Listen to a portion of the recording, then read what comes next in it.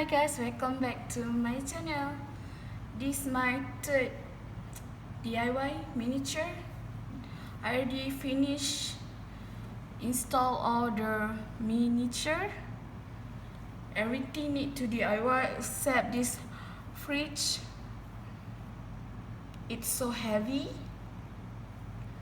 Everything need to DIY. It's so hard. Thanks for my dad. He helped me to do wiring and something hard that I can did. He helped me. Even he said, why it's so difficult and complicated? Okay, let's start.